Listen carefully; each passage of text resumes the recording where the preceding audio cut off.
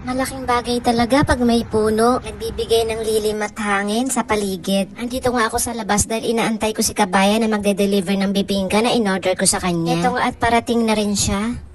Umorder ako sa kanya ng bibingka at ng cookies. Ayan. Nasabi ko na sana siya. Oh, eto. Matitikman ko kung gaano kasarap to. Oh, masarap yan. Magano dyan lang yung bahay, walang din ba? Oo. Magano makasya pa din sa akin. Oo, sige. Punta na ako Mediclinic. Okay. Ate, Hello. masarap. Ngayon ko malalaman na kung gaano kasarap ang luto niya. Tikman na natin ang luto ni ate. Ito yung kanyang cookie tart. Titikman natin kung gaano kasarap.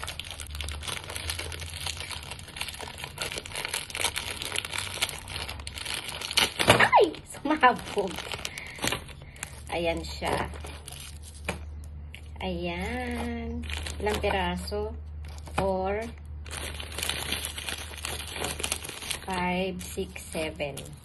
Itong 1 pack na to ay 10 dirhams. Tikman na natin kung gaano kasarap ang kanyang tart cookies. Ayan. Dumikit nga lang siya sa sa papel.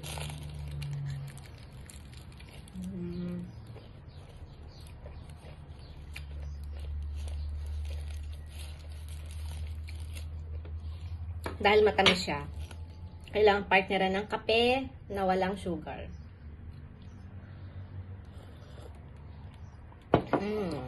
Sarap talaga pag may kapartner na kape.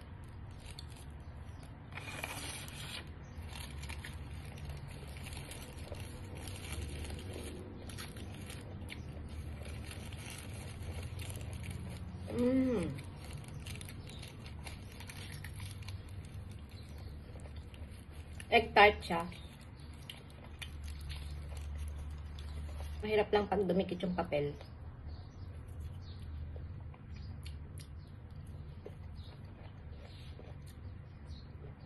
Ngayon, titikman naman natin yung niya. Yung bibingka. Ito yung itsura ng bibingka niya. 25 dirhams. Bibingka siya. Parang, kasi kulay yellow, parang kung titignan mo, parang siya, parang kasaba cake.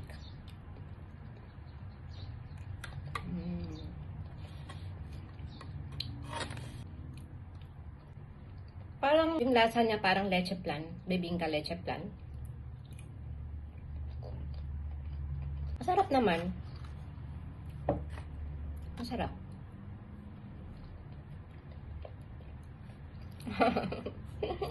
Yung alaga ako. Gusto niya tikman. Gusto mong tikman? Oh. Tapos hindi mo naman kakainin. Oh.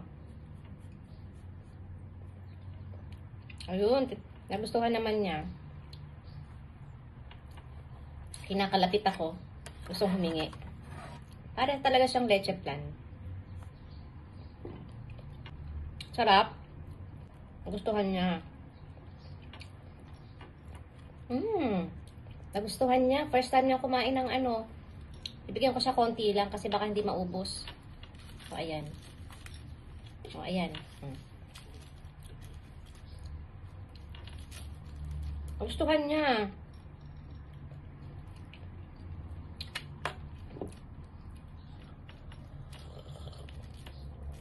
Ayan o, nagustuhan niya. Ngayon alam ko na ang gusto mo. Sweets. Ito pa.